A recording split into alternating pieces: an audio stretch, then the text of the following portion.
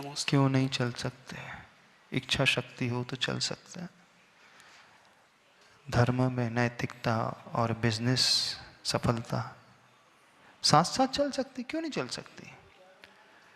लेकिन व्यक्ति वो चाहता ही नहीं है।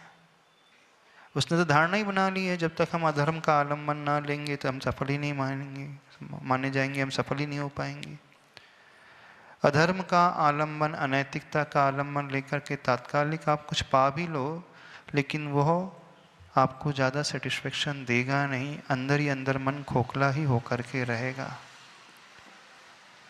प्रायोरिटी डिसाइड करना सीखो आप अपने जीवन में। आपने सफलता की परिभाषा में सिर्फ मटेरियलिस्टिक लाइफ रखी है, पैसा रखा है, पद रखा है, प्रतिष्ठा रखी है, सुविधाएं रखी है। इन वस्तुओं से सफलता नहीं नापी जाती है, अंदर के भावों से, इमोशन से सफलता नापी जाती है। यानी हम हर परिस्थिति में कितने पीसफुल रह रहे हैं, शांति से रह रहे हैं, तो वो बहुत समझदार है व्यक्ति, सफल व्यक्ति है।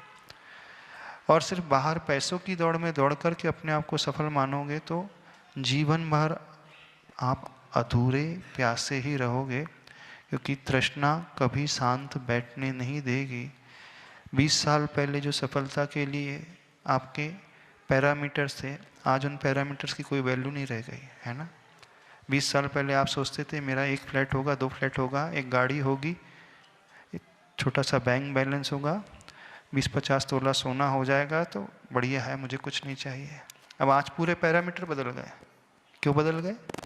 समय के अनुसार इन्फ्लेशन बढ़ता है, समय के अनुसार आपकी तृष्णा भी बढ़ती चली जाएगी। आज जो सोचोगे कल 10 साल बाद, 5 साल बाद वो सब कुछ बदला हुआ, तो कहाँ तक भागते रहोगे?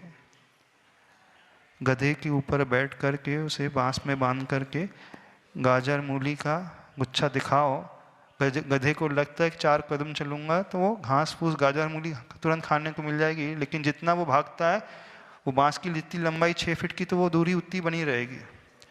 तो ऐसे ही वो हर व्यक्ति के साथ हो रहा है। आपको लगता है 2 साल मेहनत करने के बाद, 1 फ्लैट और लेने के बाद, 1 करोड़ और कमाने के बाद, 2 गाड़ी और लेने के बाद मैं सफल माना जाऊंगा। तो जब आप उसको अर्जित भी कर लोगे तो फिर एक नया पैरामीटर आपके सामने आ जाएगा, फिर वो सफलता की परिभाषा वो बाहर बहुत दूर ही नजर आएगी। तो उस गधे की भांति अपने जीवन को न बनाओ, जिस गधे के सामने इसकी पीठ पर बैठ करके 6 फीट लंबे बांस में उसका भोजन लटकाया गया था और उसने धारणा बना ली थी बस चंद कदमों के बाद मुझे मिल जाएगा। तो हर व्यक्ति आज यही सोच करके चल रहा है, चंद कदम चलने के पश्चात, चंद वर्ष के मेहनत के पश्चात मुझे मिल जाएगी। तो ये बाहरी दौड़ से सफलता नहीं नापी जाती है, अंतरंग के परिणामों से, उस समझदारी से नापी जाती है। तो हमारी नीड्स क्या है और हमारी वांट्स क्या है, पहले उसमें डिफ्रेंशिएट करना सीखो। उसके अनुसार और अपनी क्षमता कितनी है उसके अनुसार सफलता की परिभाषा का निर्धारण होता है।